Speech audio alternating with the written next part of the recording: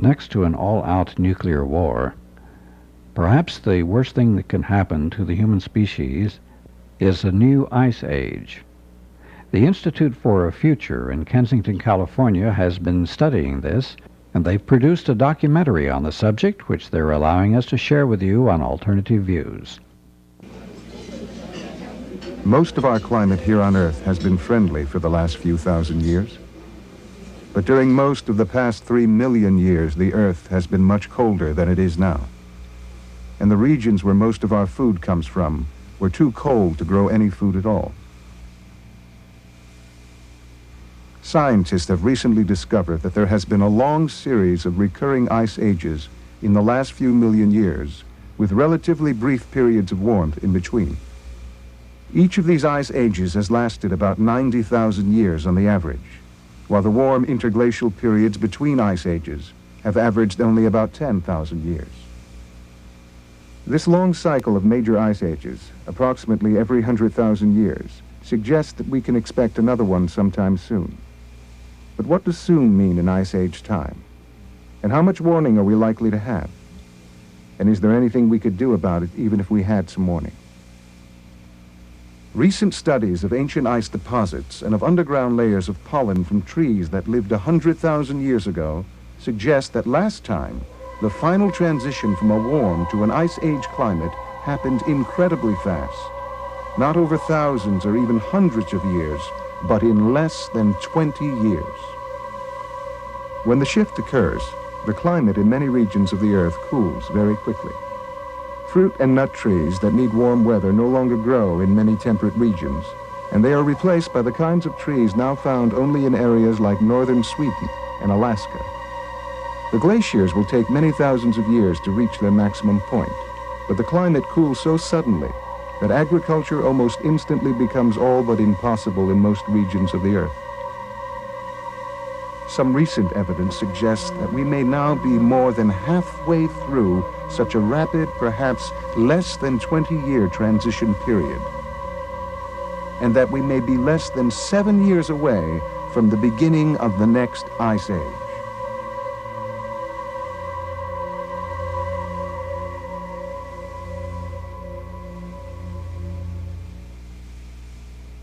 What could possibly cause a cycle of ice ages which recur every 100,000 years?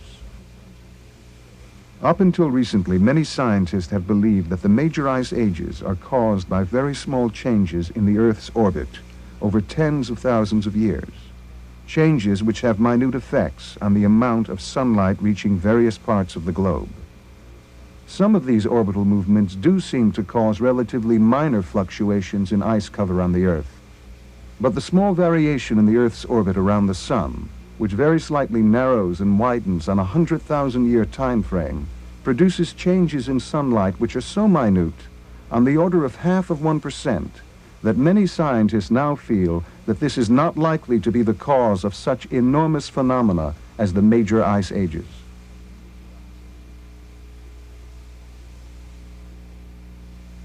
This orbital theory assumes that something has to cool the Earth in order to bring on an ice age. But Sir George Simpson, who was the head of Britain's Royal Meteorological Society, had a different idea. 50 years ago, he published a paper in which he suggested that some source of increased energy would be needed to move the huge amounts of moisture which build up the glaciers of an ice age. Presumably, most of this moisture comes from the oceans. But where would the increased energy come from? Sir George thought that the sun's brightness must change in some cyclical way over tens of thousands of years, but there has never been any evidence for this. Now another scientist has come up with a more plausible source of that energy. John Hamaker is a mechanical engineer trained at Purdue University who has been studying climate from a very multidisciplinary perspective for the past 15 years. Hamaker believes the energy to build up the Ice Age glaciers comes from a greenhouse effect.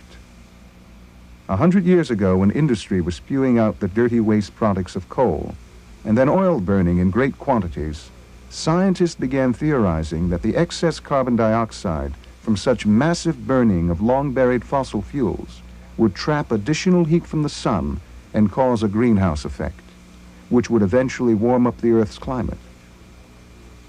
Since we've been burning fossil fuels in enormous and ever-increasing quantities ever since, some climatologists have theorized that a greenhouse warming will eventually warm the Earth substantially, and that this would eventually melt the polar ice caps, which would raise sea level and flood coastal cities all over the Earth.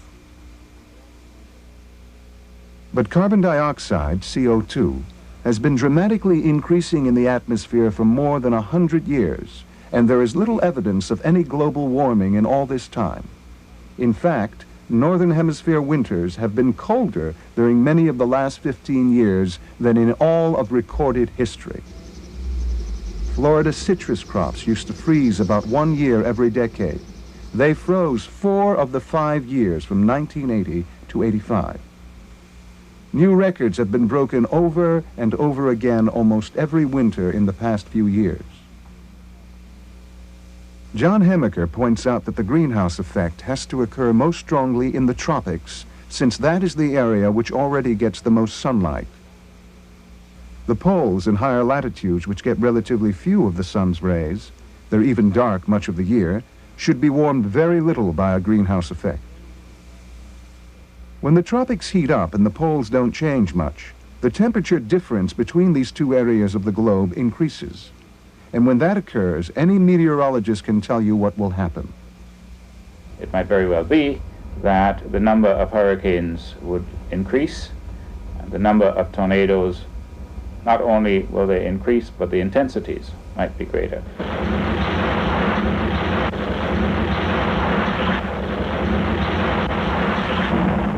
In fact, hurricanes and tornadoes seem to be increasing dramatically in the last few decades.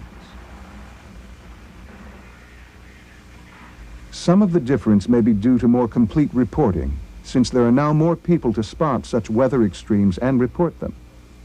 But the huge increases in the number of tornadoes reported seem substantially greater than one would expect from a slowly increasing population. As the greenhouse effect heats up the already warm tropical oceans, additional water is evaporated, which forms more clouds. Some of this extra moisture gets picked up by the increasing wind systems that have developed and is moved far away. Hemaker believes that this process is responsible for the excessive rainfall the Northern Hemisphere seems to be experiencing in the last 10 to 15 years, which has caused some rivers to flood severely. And that this increased rainfall is what has caused some lakes to rise to record levels in recent years. This is Lake Michigan, which has begun to overflow its banks into parts of Chicago's lakefront neighborhoods. And this is the Great Salt Lake, which now covers the railroad tracks that used to run by it. As some of the new moisture-laden clouds are driven to high latitude and polar regions, they precipitate out as snow and ice, building up the polar glaciers. The average Northern Hemisphere snow cover increased enormously from 1967 to 1975. Since then, the area covered by spring snow cover has again reached record levels, freezing newly planted crops and turning millions of peaches and other fruit into ice cubes. Some scientists now believe that simply by producing more clouds that block the sun, a greenhouse effect makes the Earth colder rather than warmer. Others believe that a sustained increase in cloudiness, whatever its source, could lead to an ice age.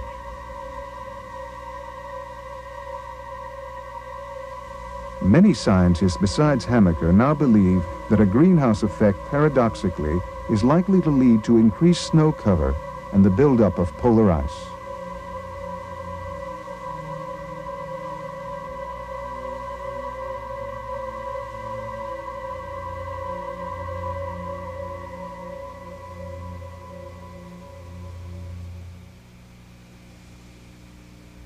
But how could a greenhouse effect have been responsible for the previous ice ages in the cycle, all of which occurred long before we even existed?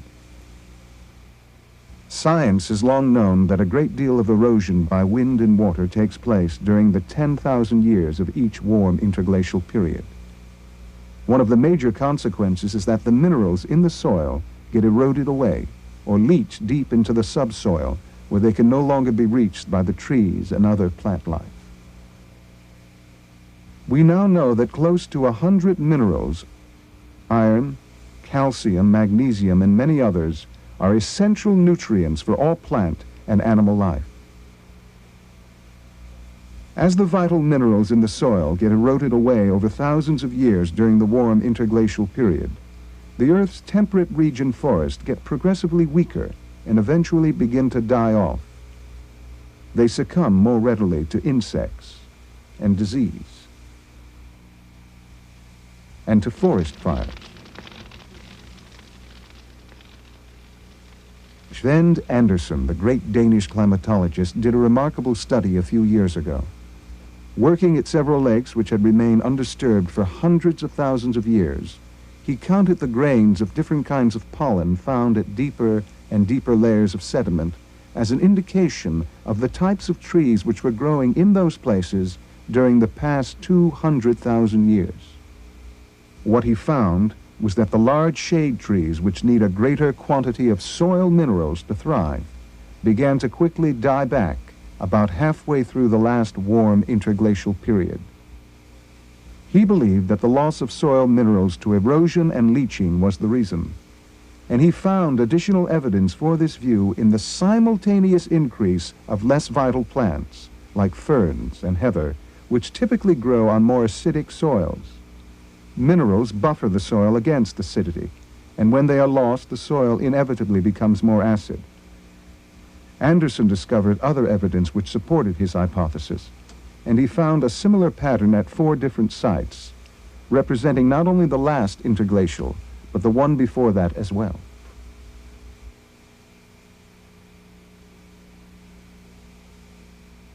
As the Earth's forests weaken and begin to die from the progressive loss of soil minerals, they stop consuming their great quantities of carbon dioxide and instead give it back to the atmosphere very quickly when they catch fire.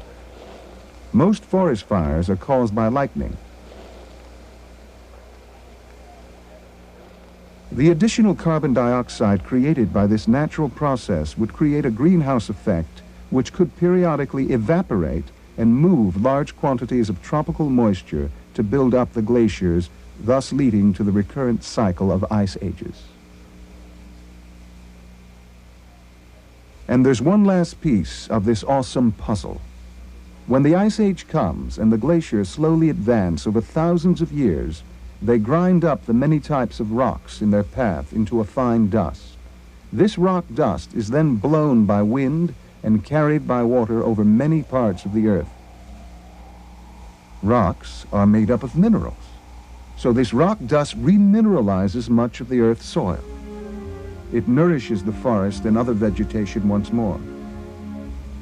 As the forests become rejuvenated, they thrive and spread, and they consume the excess carbon dioxide in the atmosphere. As the carbon dioxide in the atmosphere decreases, the greenhouse effect subsides, and with it the transfer of excess moisture to the high latitudes and polar regions, which build up the glaciers. The glaciers finally melt back, and another warm interglacial period begins.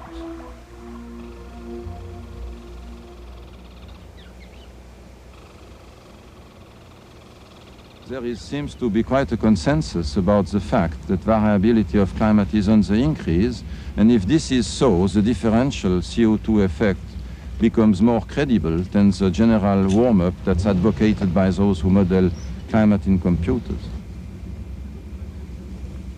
And this is a great service I would suggest that Hamaker has done, is to consider the whole first and try to understand how all the parts that are included into it, like the atmosphere, the oceans, the biosphere, the ice part of the globe and all these things, how they really interact in order to make the climate understandable.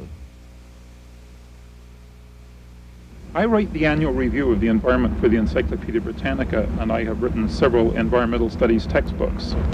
John Hamaker has developed a beautiful and comprehensive theory of climate change, every element of which is supported by scientific evidence. His theory has been sitting under the noses of many other scientists, but they have largely overlooked it. In my judgment, John Hamaker's theory is a major contribution to humanity. Here is a drawing of the whole system, the engine of the ice ages, as proposed by John Hamaker. It starts with the demineralization of much of the world's soils by erosion and leaching, particularly in the temperate regions. When soils lose their minerals, the forests growing on them become weakened, and they consume less carbon dioxide from the atmosphere. Then, as they die, and sometimes catch fire and burn, their carbon is released back to the atmosphere in ever greater quantities. This excess carbon dioxide creates a greenhouse effect, trapping additional heat from the sun. Because the tropics get much more direct sunlight than the higher latitudes, they are warmed much more by the greenhouse effect. This warms up the tropical oceans and evaporates more moisture from them, which forms more clouds. The increasing temperature difference between the poles and the tropics creates a larger pressure difference as the warm air rises and the cold air rushes in to replace it. This circulates the air faster and produces higher winds. These winds move many of the new moisture-laden clouds towards the higher latitudes. In the mid-latitudes, they make the Earth colder, and some of them precipitate out as additional rain, which may lead to more floods. Toward the high latitudes and the poles, some of these new clouds precipitate as increased snow and ice. The ice sheets and glaciers begin to build up, cooling the polar regions even more.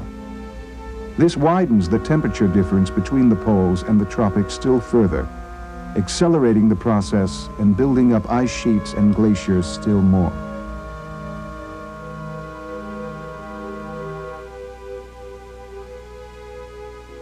When large amounts of snow and ice build up in the polar regions, this added weight pressing down on the Earth's thin crust can cause slippages, which result in increasing numbers of earthquakes. This may also be happening in recent years.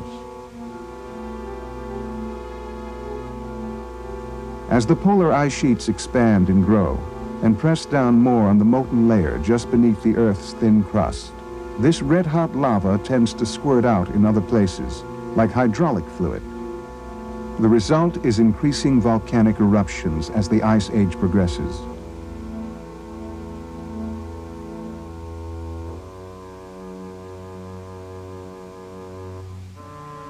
These eruptions spew out a great deal of additional carbon dioxide, together with sulfuric and other gases that acidify soils and destroy more forests, which send still more carbon dioxide into the air.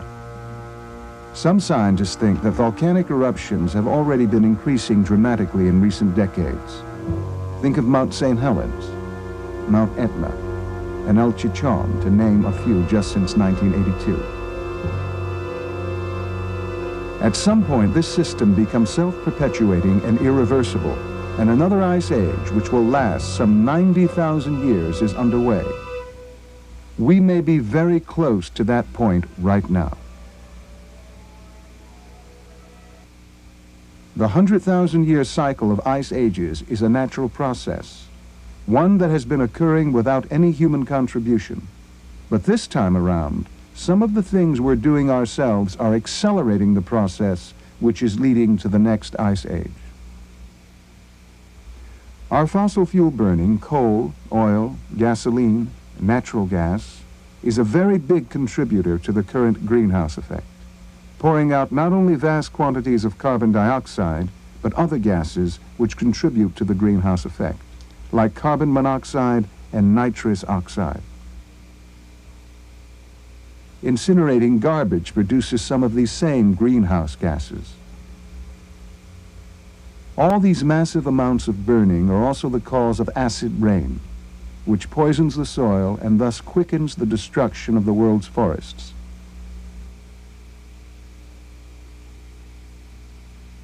The tropical rainforests contain the most concentrated, rapidly growing vegetation on Earth. and we've been cutting them down at an ever-accelerating rate. The Amazon basin in Brazil is the largest of the remaining rainforests on Earth. An area of Amazon rainforest the size of France is being clear-cut every 5 years. The equivalent of a football field every second. Tropical forests in Central and South America are often burned or bulldozed to clear land for more cattle ranching. Often these huge fires get out of control and burn vast numbers of trees covering thousands of square miles. 95% of the meat from these cattle ends up as cheap hamburgers that are sold and eaten in the United States. The meat is not needed, but fast food chains buy it because it's a little bit cheaper than buying cattle raised in America. About a nickel per hamburger cheaper. Pesticides and herbicides so toxic they are banned in the United States are often used on these cattle ranches, where they get into the meat and come back in the burgers. The industrialized countries are destroying their own forest for short-term gain too.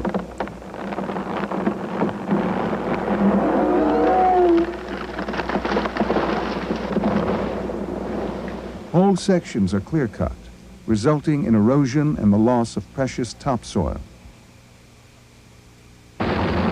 Modern warfare also takes a terrible toll on forests, sometimes deliberately, like the widespread use of Agent Orange in Vietnam.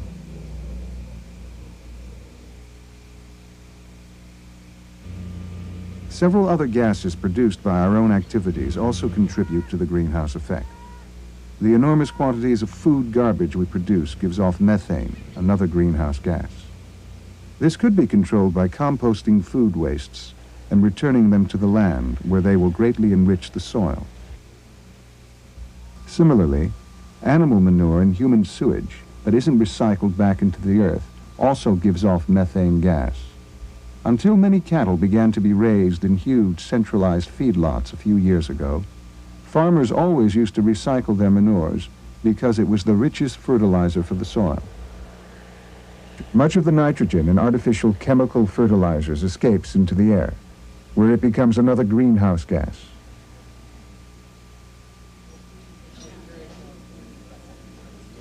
There seems to be considerable evidence which suggests we may be well into the final, perhaps less than 20-year period that marks the end of the warm interglacial and the beginning of the next ice age. John Hamaker estimates that such a rapid transition period may have begun around 1975, based primarily on forest decline, forest fires, record cold winters, spreading drought, rising lake levels, and the steeply rising curve of atmospheric carbon dioxide. Professor Genevieve Worlard, who discovered the less than 20-year period of rapid cooling that ushered in the last ice age, wrote in 1979 that we may already be in such a transition period this time around.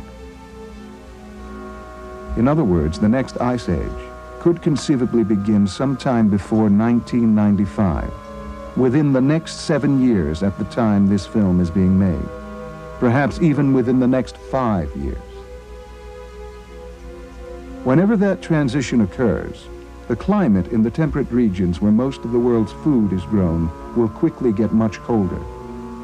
Crop freezes will occur some nights during the growing season, destroying many sources of food. Increasing high winds, hurricanes, tornadoes, and hailstorms will destroy additional crops. Flooding will ruin the food crops in some areas. And increasing heat and drought, like that which destroyed some 90% of the crops in the southeast states of the U.S. in 1986, will also devastate agriculture in some areas. It'll be a total loss. Widespread drought occurs when the rain, which normally falls in some tropical and temperate regions, is picked up by high winds and carried closer to the poles. Hamaker believes that as a result of these combined devastations, the majority of people on Earth, in every region, may die of starvation in less than a decade, and that the long 15-year drought in northern Africa, which has already resulted in so much starvation, is only the beginning of what may become the greatest Holocaust in the history of the planet.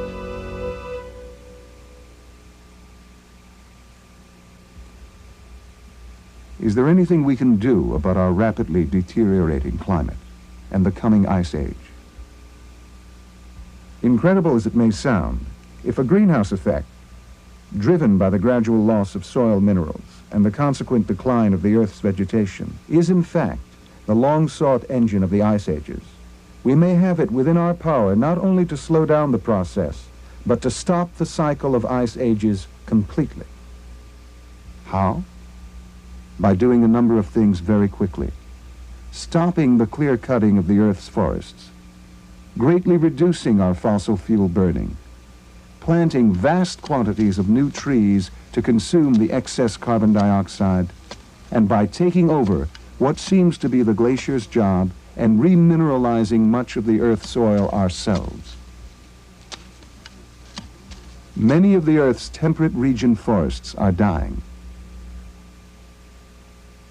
Forest fires have also been increasing dramatically in recent years, a sign that many forests have become weakened and dried out.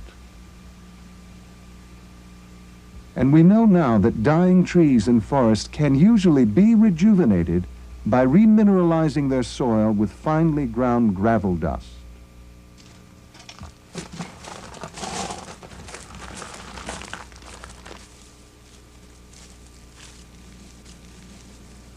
Well, maybe you notice here, small trees are coming up in a sort of massive way, while on the other lot of my neighbor, where there was no rock dust applied, almost nothing comes naturally.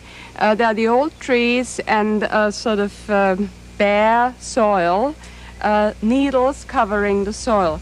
Here, the variety comes back, and this means that new life comes. We just have to be patient and help Mother Nature to do it. When I was a little child, our forests were just blooming with mushrooms.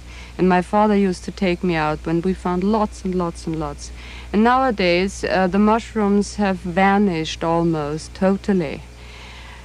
So here you have an example that they are coming back, and I'm very glad about that, because it's a sure sign that the whole system is starting again.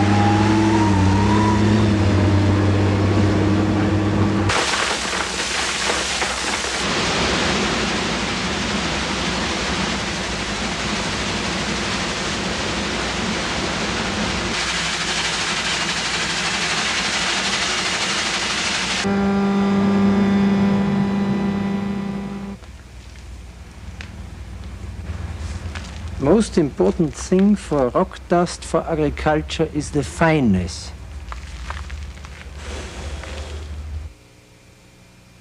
The problem in this natural park is that not only the big trees are dying, even the young trees died about 5-6 years after being planted here.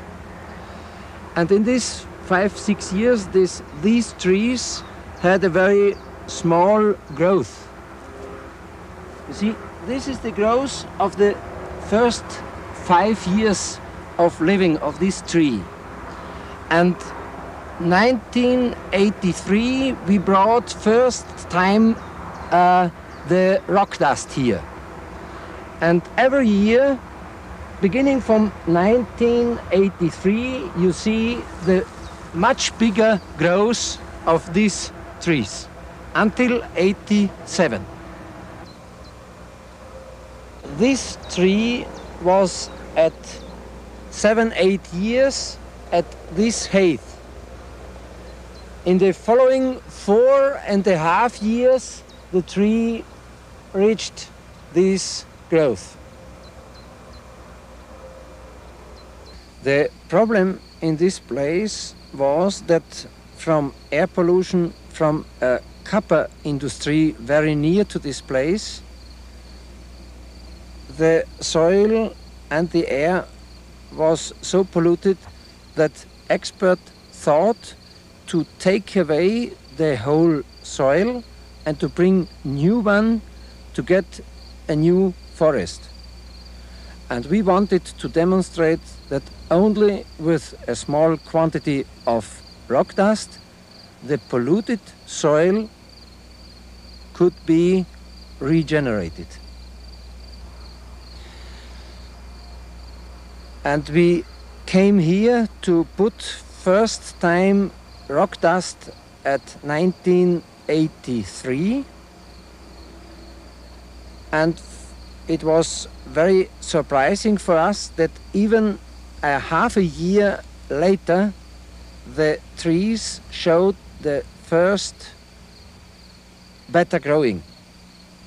Against the opinion of the experts, they said there will not be any result or it will take lots of years.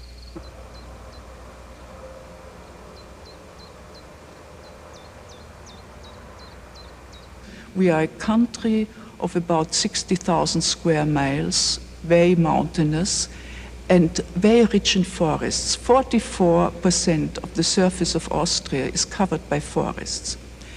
Now, the fact of these forests dying increasingly fast has really alarmed a number of people in our country. We witness now an increasing soil destruction, poverty of the soil, the dying of the microbes and other microscopic necessary animals. We have learned from scientists that the dust of rocks and gravel has a very good effect in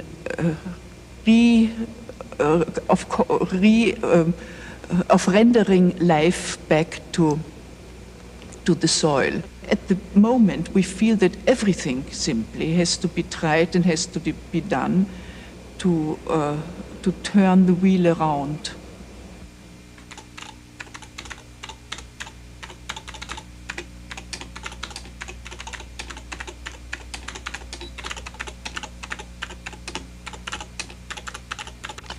Da sieht man das sehr schön, dass die Nadeln des Zweiges mit Gestein. The needles of the tree, which was fertilized with rock dust, are very strong, thick, and dark green. Whereas on the other tree, the needles are much more loosely distributed and thinner, and are not as intensively green in color. So intensiv grün gefärbt wie in diesem Fall. Es handelt sich Tomatenpflanzen. These are tomato plants from the same location. One part of the plot is fertilized with ample quantities of rock dust. The other is not. Everything else in their treatment is exactly the same. Und die andere kein Gesteinsmehl. Alles andere ist völlig gleich. Ein anderes Beispiel in einer Apfelkultur. Here is another example with apple trees. This is a very sensitive type of apple known as the Cox orange. And these soils have never seen a chemical. These trees have been fertilized exclusively with rock dust. It is almost incredible that one can achieve such a result without chemical fertilizers. There are more apples in the tree than leaves. In the close-up photograph, one can see that these apples have no defects. They are without blemishes and in such an abundant supply. Man sieht hier die völlig makellosen, fehlerfreien Äpfel bei diesem reichen Behang. Das ganz wichtig ist, dass durch die Gesteinsmehlanwendung diese extremen Klimasituationen abgepuffert werden, ausgeglichen werden. Die Pflanze ist widerstandsfähiger gegen Trockenheit und Kälte. He said the one thing that's absolutely clear and extraordinary is that when you put rock dust, that whatever climate extremes there are, the plants are very strong. They're not affected by climate the way plants normally are.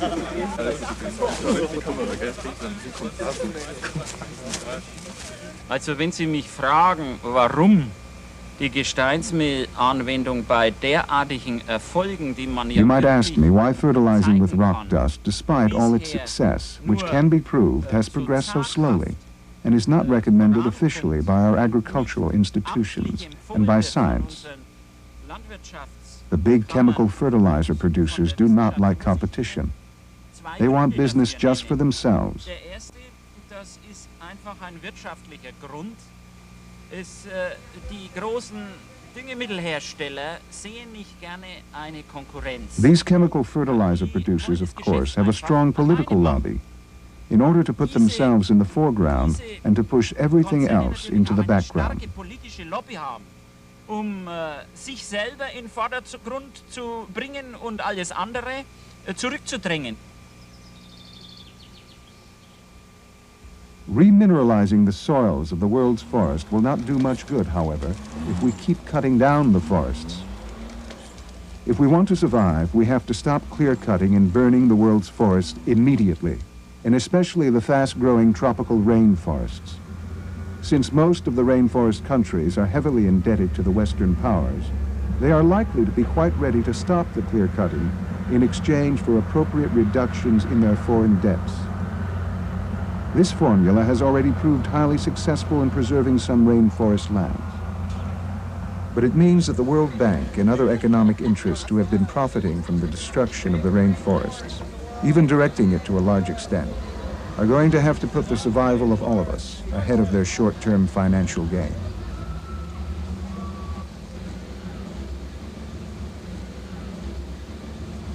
And because cattle raised on former rainforest lands usually end up as fast food hamburgers, there is now a worldwide boycott of all fast food outlets until our climate can be stabilized.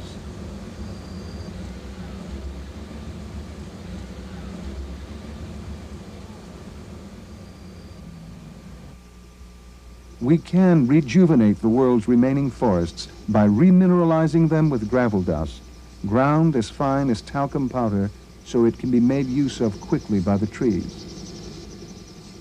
Mineral-rich gravel dust will also buffer the soil against some of the effects of acid rain, similar to the process whereby highly acid lakes are being somewhat neutralized by spraying them with finely ground limestone. Grinding and spreading mixed gravel dust over most of the world's forest could be done within a year or two if we made an all-out effort. To be accomplished quickly, it must be done on every scale, from millions, if not billions of us as individuals, to communities and localities of every size, to the most massive efforts by countries and the United Nations. The trees of the world are our best friends now, and only they can save us.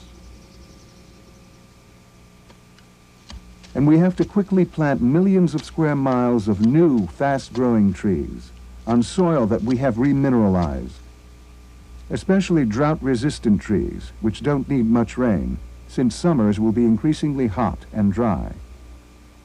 All these new trees will help consume the excess carbon dioxide in the atmosphere quickly. The most massive involvement and commitment will be necessary if we are to succeed in time. It is an enormous job, but it seems well within the capabilities of the remarkable species we have become. After a few years, we can use the new tree trunks for fuel, as a renewable energy replacement for fossil fuels. By planting and consuming trees, we'll simply be recycling the carbon into and out of the atmosphere each year, so the level of carbon dioxide will not increase. Wood can produce methanol, a clean, non-polluting alcohol fuel that has even more horsepower than gasoline and diesel oil. Another clean alcohol fuel, ethanol, can be made from corn and other agricultural crops, and very efficiently on remineralized soil. Racing car drivers often choose alcohol fuels over gasoline because of their greater power. Substituting clean alcohol fuels for oil will have other enormous benefits as well. We can stop competing for oil in the Persian Gulf, where most of the world's remaining oil is located, with the ever-present danger of a nuclear war over oil. The oil companies can use their tremendous refining capacity to produce clean, environmentally safe fuels. And we won't have any more of those terrible oil spills, which kill fish and birds and ruin our beaches. Methanol and ethanol spills dissolve almost harmlessly in water. We're almost out of oil anyway. Projections show that in another 20 to 30 years, almost all the world's oil will be gone. Wouldn't it be a shame to die for it now?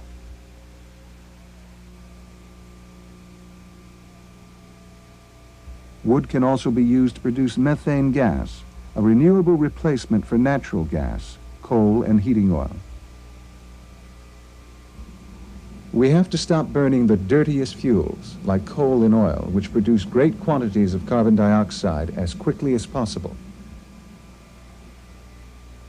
Large double-glazed windows can provide most of the heat for a house throughout the year, free. Window blankets keep the heat in at night.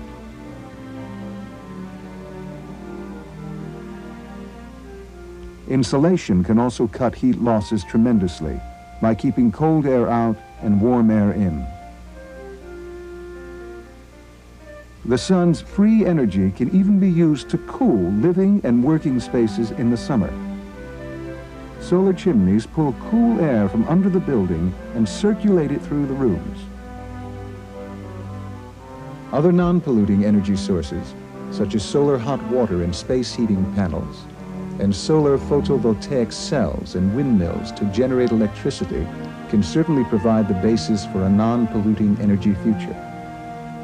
Whether they can be widely used during this crucial transition period, though, depends on how efficiently they can be made, how much fossil fuel will be needed to manufacture them, compared to how much energy they will put out during their first year. It might be a big mistake to risk putting any unnecessary greenhouse gases into the atmosphere during the next 2 or 3 years, for fear of reaching that point of no return even sooner. We can also use all the dead trees in our forests now to provide some of the minimal necessities of heat and fuel during the next 3 to 4 years, until the greenhouse gases can be brought down and our newly planted trees begin to come in for a sustainable future. We won't be able to cut down any living trees for methanol for a few years. We could convert our cars almost immediately to run on natural gas or a liquid derivative of it until the new trees come in. Natural gas gives off much less carbon dioxide and other pollutants than gasoline. The conversion is very simple and inexpensive, and natural gas costs less than half the price of oil. But natural gas is still a long-buried fossil fuel, so we had better minimize even our natural gas burning during the next few years. In other words, if we really want to survive, perhaps it's time for us to take a 2 or 3 year vacation from our energy-guzzling round of life, until we see which way the wind is blowing. The work of remineralizing the soil, planting trees, and providing for the necessities of life can be shared by all of us, which will leave us all a lot of free time to take a good look at the world and maybe find out a little more about who we are and what we're doing here anyway. This most urgent of crises might turn out to be the best thing we could have hoped for.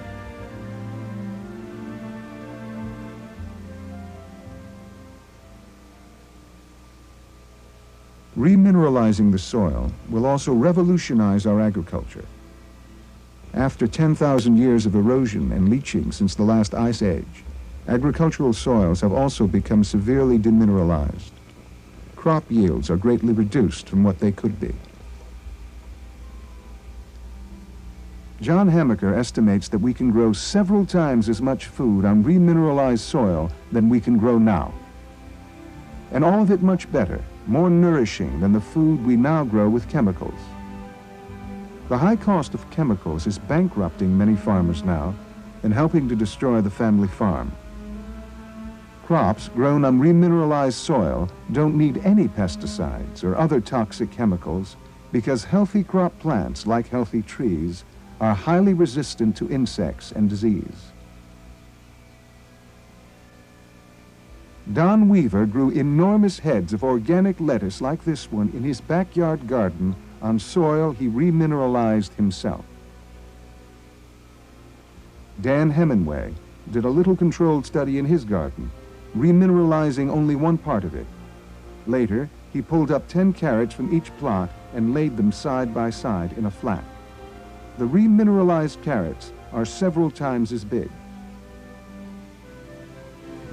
Perry Spiller, president of the Soil Association of New Zealand, suggested to his daughter Jean Marie that she do something on remineralization for her high school science project. The plants fertilized only with rock dust were 4 to 5 times bigger than the control plants. Larry Ephron added some gravel dust to 2 out of 3 flats of collard green seedlings and got these visible results after only a few weeks. The Australian Mineral Fertilizer Company has been producing finely ground rock dusts for use in agriculture for many years now. The minerals have made a big difference to the health of the stock.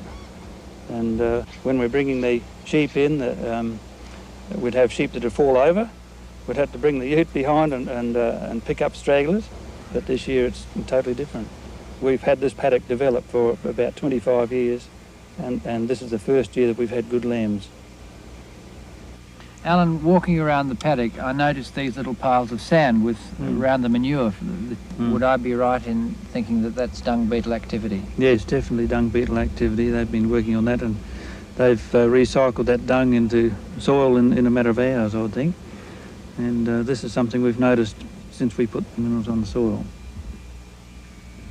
Is that an average fleece over the years, or is this a better fleece? No, that's not a run of the better fleeces at all. That's just an ordinary fleece that I had lying in the shed there that I just thought I'd bring it out and show you boys today. Is it better than last year, do you think? Oh, by a lot, far better. Yeah, in weight? In weight and for brightness, and the crimp is a lot clearer and all. This is a crop of triticale we're standing in here. This side has been grown on minerals, and that side has been grown on double super. It seems to me that this side is much better, bearing in mind we're in a fairly wet area. What would you say about that? Well, it certainly is a lot better when you consider the other side is not going to virtually get any return, where this side I'll certainly get a return, be it smaller. Think you might be a long-term user of minerals? Certainly will be. I haven't been in favour of superphosphate since 1967.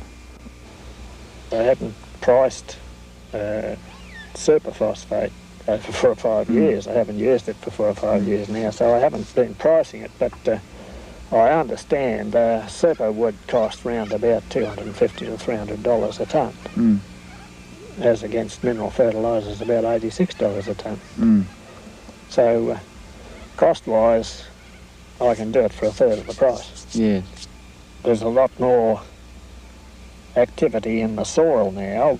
We've got crows and cockatoos operating here all the time, and so we're feeding the whole environment, not just the sheep. Yeah. The stock are eating the weeds now, whereas dock and capeweed used to run riot here. Now the stock are eating the weeds and finding them more palatable, so I think given time we'll get rid of all the weeds.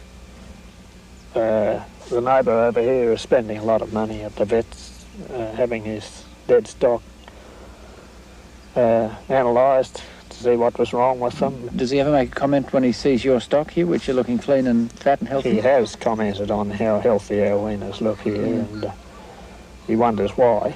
Yeah, I tell him why, but it doesn't seem to go any further than that. It takes some people a long time for the penny to drop. This is the Zimmerli plant in Zurich, Switzerland, which is one of a dozen or more companies in Europe which have been selling rock dust fertilizers to farmers for a long time. Although there seems to be considerable evidence that supports the explanation of the Ice Age cycles presented here, this explanation has not yet been proven conclusively. But conclusive proof of this kind of theory might be a long way off. Can we afford to wait? At some point, perhaps very soon, the processes described here may become irreversible, and then nothing we could do would make any difference.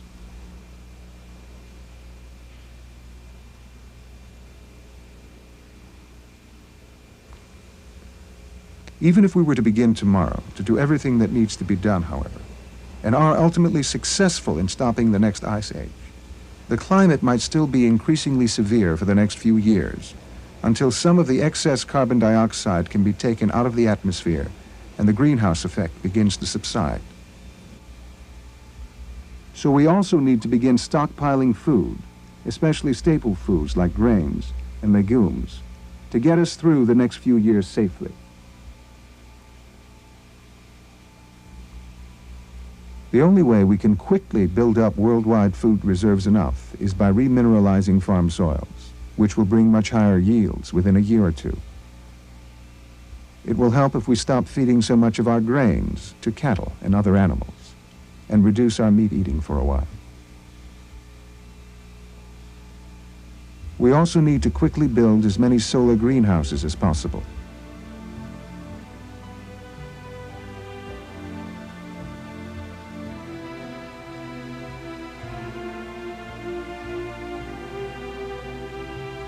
And use protective plastic coverings wherever they are needed to give our food crops additional protection against summer freezes, high winds, and hail.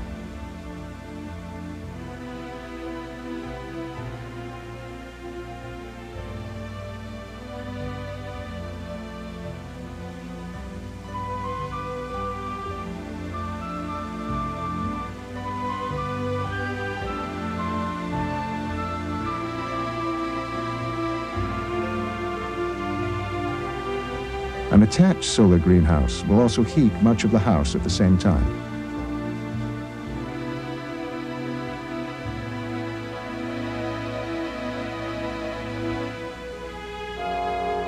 But if we do not turn things around in time, we are not likely to have enough greenhouses or enough irrigation water for most of us to survive. And if there is less and less food to go round, we may start killing each other over it. So it seems like we better recognize very quickly what may well be happening and start as soon as possible to do everything we can to bring the greenhouse gases down to safe levels.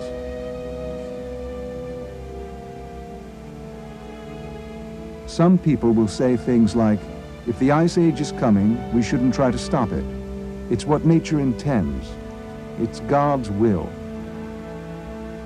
But maybe this ultimate crisis is a message from nature, or God, or the universe, or whatever you call the unknown that's bigger than we are, that it's time for us supposedly intelligent creatures to stop destroying this beautiful place we live. And if we get the message and act on it in time, we will perhaps have evolved to a higher level of consciousness.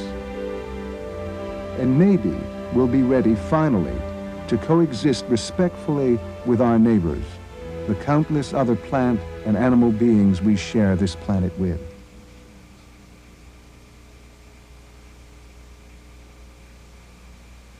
Have we got the guts to do it? How much do we really want to be here?